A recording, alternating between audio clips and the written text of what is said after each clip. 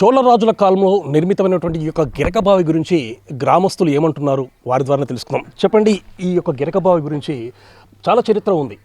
ఈ గిరకబావి గురించి మీకు తెలిసిన విషయాలు. అవును, ఈ అసలు నా చిన్నతనం నుంచి కూడా గిరకబావి ఉండే. ఈ బావి మీద మంచి నీళ్ళు తాగుకుని ఎండాకాలం కూడా దోషులతో ఎత్తి మరీ నీళ్ళు తాగేది. అలాంటి బావిని కాలువ తీసి అంతా ఖరాబ్ చేశారు. ఇప్పుడు అట్లా పడావు అయిపోయింది. అది సైడ్ కాలువ తీసి బావిలో కానీ బొక్కలు పడి ఖరాబ్ అయిపోయింది. అసలు ఈ గిరకబావి గురించి మీకు తెలిసిన చరిత్ర ఏంటి? గిరకబావి గురించి అంతకు ముందు నుంచి ఉందండి. ఇది ఎప్పటి నుంచో వెనకట రాజుల కాలం నుంచి ఉన్నది ఆ బావి. ఇంకా మేము ఎదిగినాక కూడా ఆ నీళ్ళు ఎతకపోయి తాగేది. కుండలతోటి మోసుకపోయేది. ఇప్పుడైనా బిందెలు సర్వలు వచ్చినాయి, కానీ అప్పుడు కుండలతోటి మోసుకపోయి దూరంగా నైట్ వచ్చి కూడా అందులో దిగి దోషులతో పోసుకపోయిన రోజులు ఉన్నవి. అలాంటి నీళ్ళని ఇలా అన్నీ ఖరాబ్ చేసి కాలువ వచ్చి గవర్నమెంట్ కాలువ వచ్చి అన్నీ ఖరాబ్ అయిపోయినాయి. అవి గది సంతి వెనకట కూడా ఈ యొక్క గిరకబావి దగ్గర నుంచే అంటే గోల్కొండ నీళ్ళు నిజాం నవాబులు కానీ వీళ్ళు మొత్తం కూడా వాళ్ళు మంచినీళ్ళ కోసం అని చెప్పి ఇక్కడ గుర్రాలను పంపించేసి నీళ్ళు తీసుకెళ్లారని కూడా తెలుస్తుంది. అవును, ఆ రోజులు అక్కడ హైదరాబాద్ దాకా పోయినాయి. నిజాం కాడికి పోయినాయి నీళ్ళు. హైదరాబాద్ దాకా పోయినాయి ఇవి నీళ్ళు. అయితే అప్పటికి వాళ్ళు పోయిన తర్వాత మన ప్రభుత్వం వచ్చినాక ఇట్లా అయింది అన్నట్టు ఈ బావి. అదేవిధంగా కాంగ్రెస్ పార్టీకి సంబంధించి అప్పుడు జాతీయ నాయకుడు మాజీ ప్రధానిగా ఉన్నటువంటి రాజీవ్ గాంధీ కూడా ఈ బావిలో నీళ్లు తాగాడు. అవును, రాజీవ్ గాంధీ వచ్చినప్పుడు ఇక్కడ మీటింగ్ పెట్టినప్పుడు ఈ నీళ్ళు తీసుకుపోయి తాగారు. వాళ్ళు ఈనంగా కూడా తీసుకెళ్లారు అక్కడికి. మళ్ళీ ఇంకొకటి మన మేనకా గాంధీ వచ్చింది, ఇక్కడ మీటింగ్ పెట్టారు. మీటింగ్ పెట్టినప్పుడు ఒక ఆయన చేతుల నుంచి ఒక పిస్తోల్ జారిపోయింది. ఏది మన బాడిగాడు చేతుల నుంచి పిస్తోల్ జారిపోతే ఒక ఆమెకు దొరికింది.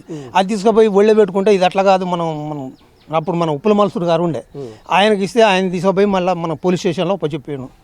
ఆ చరిత్ర ఉంది ఇక్కడ. అంత ఈ గిరకబావి గురించి ఇంకా ఏ విషయాలు అంటారు? ఇంకా గిరకబావి గురించి ఇంకా చెప్పేది ఉంది, అదే ఉంది. అంతకంటే ఎక్కువ చెప్పేది అంటే గిరకబావి మొత్తం ఖరాబ్ అయిపోయింది. ఖరాబ్ అయింది. దాన్ని ఏం చేస్తే బాగుంటుంది? బాగు చేస్తే బాగుంటుందండి. దాన్ని బాగు చేపిస్తే బాగుంటుంది. బాగు చేయకపోతే బాగుంటుంది. అది అట్టే పోదు, ఆయనతో పోదు. ఇప్పుడు 3 బావులు ఉండే ఇక్కడ. 3 బావుల ప్లస్ 2 బావులు పోయినాయి, ఆల్రెడీ పూడిపోయినాయి. ఇది ఒక్క బావి ఉంది. ఏంటంటే మేము దాన్ని పూనినట్లే చేయనట్లే అంత మాత్రం ఉంచుకుంటున్నాం. ఇందులో ఈ కాలువ వచ్చేసినాక అంతా గలీజ్ అయింది. దాన్ని మంచి బాగు చేసే నాదుడు ఉంటే బాగు చేస్తే మంచిగా ఉంటుంది. మీ అందరికి ఉపయోగపడుతుంది. అందరికి ఉపయోగపడుతుంది. మేము కూడా మంచిలు తాగుతాం. మీలాంటి వాళ్ళకి కూడా మంచిలు సరఫరా చేస్తాం. నమస్తే సార్, నా పేరు రమేష్. చరిత్రలో ఇది మా ఊళ్ళో ఇలాంటి బావులు 3 బావులు ఉండే. 3 బావులలో 2 బావులు కొలాప్స్ అయిపోయినాయి, పూడిపోయినాయి. దాని శిథిల స్థాయికి వచ్చి వాటిపైన అయిపోయింది. ఈ బావి కూడా మా ఊరే కాకుండా పక్క ఊర్లో పక్కన ఈ రాయపాడు, కోటపాడు, పక్కన మోతే ఈ విలేజ్ వాళ్ళు తాగి ఈ నీళ్ళని మంచినీళ్ళని ధృవీకరించిన రోజులు ఉన్నాయి. అలాంటి బావి ఇప్పుడు ఈ సైడ్ డ్రైనేజీ 95లో సైడ్ డ్రైనేజీ తీశారు. సైడ్ డ్రైనేజీ తీసి మా అధికారుల నిర్లక్ష్యం వల్ల ఇటు తీసుకొచ్చి వదిలేస్తారు. కానీ పెద్ద వర్షం వచ్చి ఆ వర్షానికి అది అందులోకి ఒక బొంగబడి ఆ నీళ్ళన్నీ ఊళ్ళో ఉన్న నీళ్ళు చెడు నీళ్ళన్నీ వచ్చి ఇలా స్టోరేజ్ అయినాయి. స్టోరేజ్ అయిన కాంచి ఈ నీళ్ళు తాగడానికి మా ఊరు ప్రజలు ఒప్పుకోలేక ఒక అనుమానంతో ఒప్పుకోలేదు. అనుమానమైంది అసలు వాస్తవానికి ఖరాబ్ అయిపోయింది. ఖరాబ్ అయిపోయిన ఈ బావి చరిత్ర అంటే 95-96 ఆ మధ్యలో రాజీవ్ గాంధీ గారు, మేనకా గాంధీ గారు మా ఊరు ఎలక్షన్ ప్రచారానికి వచ్చిన రోజులు ఉన్నాయట. అప్పుడు ఆ రాజీవ్ గాంధీ గారు ఈ నీళ్ళు తాగి ఈ నీళ్ళని మంచిగా ఉన్నాయని వాళ్ళ డిపార్ట్మెంట్ పరంగా ఎట్లా తెప్పించుకొని హైదరాబాద్ కూడా తీసుకుపోయిన రోజులు ఉన్నాయి. హైదరాబాద్లో ఉన్న జనాలు కూడా ఈ నీళ్ళు తీసుకుపోయి తాగిర్రు. నిజాం నవాబు వాళ్ళు అప్పుడు తాగిర్రు. ఈ నీళ్ళని ఇప్పుడు కూడా బాగు చేస్తే బాగా అవుతుంది. ఇది ఇప్పుడు కూడా ఈ నీళ్ళు తాగిన వాళ్ళు అయితే మర్చిపోరు ఎవరు. ఈ నీళ్ళు సిరికొండ నీళ్ళ గురించి చరిత్రే ఉంది. అసలు మా ఊరంటే ఒక చరిత్ర. సిరికొండ అంటే ఊరికి ఒక కొండ. ఆ కొండలో ఉన్నది గత 20 సంవత్సరాలు ఎమ్మెల్యేగా ఉన్న ఉప్పుల మల్సూర్ గారు ఒక 20 సంవత్సరాలు అసెంబ్లీలో కూర్చొని చర్చించి ప్రతి నాయకుడిని వాదించిన యోధుడు మా ఉప్పుల మల్సూర్ గారు. ఇక్కడ అటువంటి చరిత్ర ఉన్న ఊరు. కాకపోతే ఇంకా డెవలప్ అనేది వెనకబడ్డాం మేము. వెనకబడి ఒక ఉప్పుల మల్సూర్ గారు ఉండంటే అసలు మా ఊరు ఒక మండల హెడ్ క్వార్టర్ కావాలి. పెద్ద గ్రామ panchayat. 5,000 voter list, 3,800 water list, 5,000 జనాభా. అటువంటి విలేజ్ అనేది సిరికొండ అంటేనే మా నల్గొండ డిస్ట్రిక్ట్ ఒక నేమ్.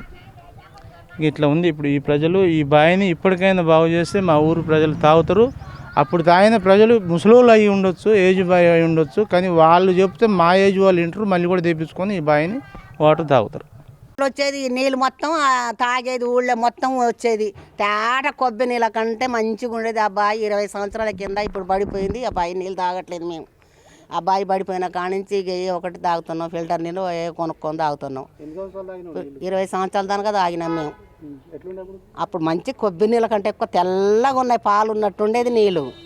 ఆ నీళ్ళు అట్ట నీళ్ళు అట్ట ఖరాబ్ చేసి బొంగలు పడి మొత్తం ఖరాబ్ చేసిర్రు. ఇక దాని చుట్టూరు అవన్నీ మొద్దులు అవన్నీ ఖరాబ్ చేసి ఇక బాగా చేపియాలి. దాని కాలువకు మొత్తం సిమెంట్ చేపియాలి, గోడ సిమెంట్ చేపియాలి, లోపల దీనికి కూడా వేయాలి. వేస్తే గోడల గిట్ట సిమెంట్ చేస్తే మంచిగా అయింది. అయితే నీళ్ళు తేటకు వస్తాయి, మంచిగా తాగొచ్చు.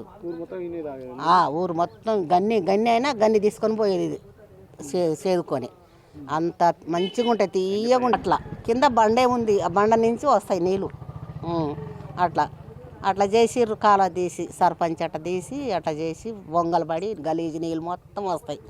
గుట్ట మీద నీళ్ళు మొత్తం దాని పక్కమ్మట వచ్చి ఖరాబ్ అయ్యి ఇక తాగట్లే సేదట్లే ఆ నీళ్ళు గట్టే అయిపోయింది. అట్లా మంచి చేసి తాగుతారు. ఎందుకు తాగరు? అమ్మో ఉంటాయి ఆ నీళ్ళు తీయగా ఉంటాయి.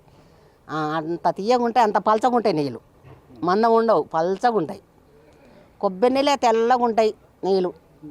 అరచేతిలో పోసుకుంటే తెల్లగా ఉంటాయి నీళ్ళు. అట్టాటి నీళ్ళు అట్లా అయిపోయింది. ఇక ఏం చేస్తాం? మేము తాగినాం, మంచినే తాగినాం, మంచినే ఉన్నాం. 20 సంవత్సరాలు తాగినాం, 20 సంవత్సరాలు అయింది ఇప్పుడు పడిపోయి. ప్రాచీన కాలం నుండి సూర్యాపేట జిల్లా మోతే మండలంలోని సిరికొండకు ఒక ప్రత్యేకమైనటువంటి స్థానం ఉండడం జరిగింది. ఆనాడు చోళుల పరిపాలన కాలంలో సిరికొండను రాజధానిగా చేసుకొని ఒక అద్భుతమైనటువంటి రాజ్యాన్ని ఇక్కడ నిర్మించడం చెప్పవచ్చు. ముఖ్యంగా సిరికొండ రాజధానిగా చేసుకొని పరిపాలిస్తున్న కాలంలో ఆనాడు ఉన్నటువంటి చోళ చక్రవర్తులు దీనికి సంబంధించేసి ఒక అద్భుతమైనటువంటి దేవాలయ నిర్మాణాలు కూడా చేయాలని చెప్పి భావించడం జరిగింది.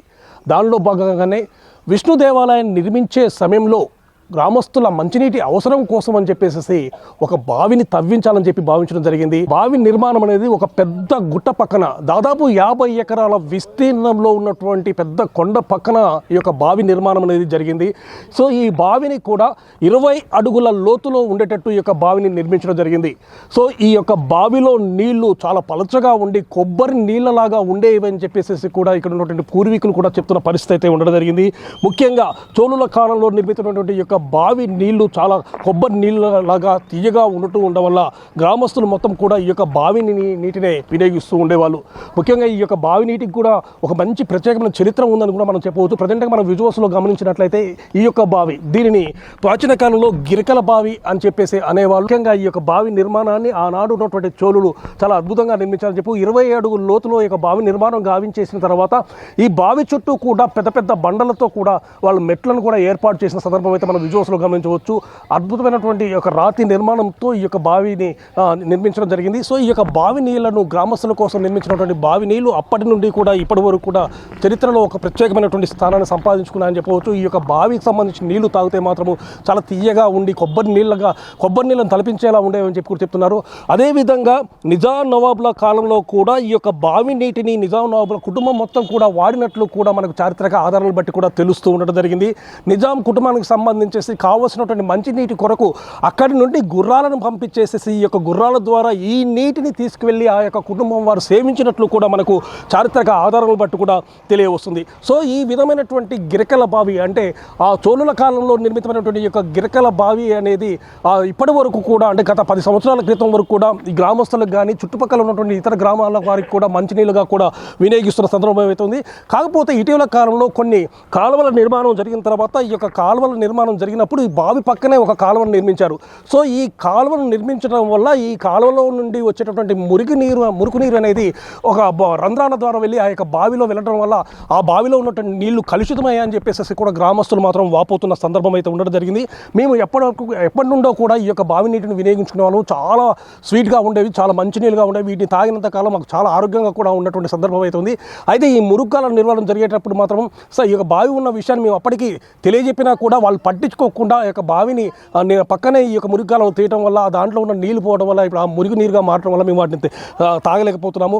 అదే ఈ విధమైనటువంటి మురుగునీరు లేకుండా ఉన్నట్లయితే మాత్రం ఈ బావి నీళ్ళని తాగి మేము ఇప్పటికి కూడా చాలా హాయిగా ఉండేవాళ్ళం. సో ఇప్పటికైనా సరే ప్రజాప్రతినిధులు ఈ యొక్క విషయాన్ని ఎందుకంటే చరిత్రలో ప్రసిద్ధి చెందినటువంటి ఈ యొక్క గిరక బావికి సంబంధించినటువంటి విషయాన్ని కూడా గుర్తించేసేసి అందరికీ కూడా దాహార్తిని తీర్చేటటువంటి ఈ యొక్క బావిని సంబంధించేసి ఈ యొక్క మురుగునీరు రాకుండా కొన్ని మరమ్మతులు చేసినట్లయితే ఈ బావిలో ఉన్నటువంటి నీటిని ఇప్పటికి కూడా మేము తాగడానికి అవకాశం ఉంటుంది. ఈ బావి నీళ్ళు తాగిన వాళ్ళు ఇప్పటికి కూడా చాలా ఆరోగ్యంగా ఉన్నాము. ఈ బావి నీళ్ళు అంత శ్రేయస్కరంగా శ్రేష్టమైనవిగా ఉన్నాయి. సో అలాంటి బావి నీళ్లు మళ్ళీ మేము తాగాలని చెప్పి కోరుకుంటున్నాము. కాబట్టి ఈ గిరికల బావికి సంబంధించినటువంటి ఈ యొక్క నీటిని మేము తాగాలంటే తప్పనిసరిగా దీనికి సంబంధించి కొన్ని మరమ్మతులు చేయాలి.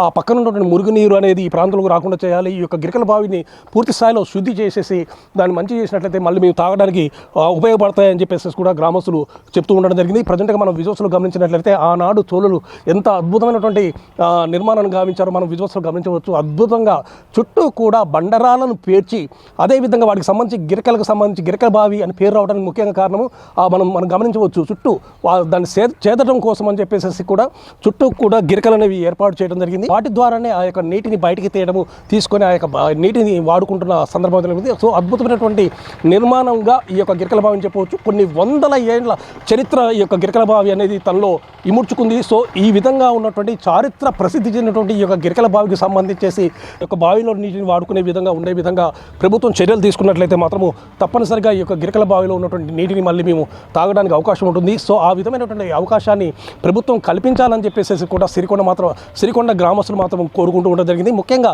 ఈ గిరికల బావికి సంబంధించేసి పక్కన ఉన్నటువంటి మురికి కాలువకు నుండి ఆ నీరు అనేది ఈ బావిలోకి రాకుండా చేసినట్లయితే మాత్రం ఈ యొక్క బావి నీటిని మేము వినియోగించుకుంటాము. అదేవిధంగా చుట్టుపక్కల చాలామంది గ్రామాలకు సంబంధించిన వాళ్ళు కూడా ఈ యొక్క బావి నీటిని వినియోగించుకోవడానికి అవకాశం ఉంటుంది. కాబట్టి ఈ యొక్క బావి మరమ్మతుల కోసం ప్రభుత్వం చర్యలు చేపట్టాలని చెప్పేసి కూడా సిరికొండ గ్రామస్తులు వేడుకుంటున్నారు. సిరికొండ నుండి కెమెరా రవితో Pullarao, big TV. For more videos like this, subscribe Big TV channel.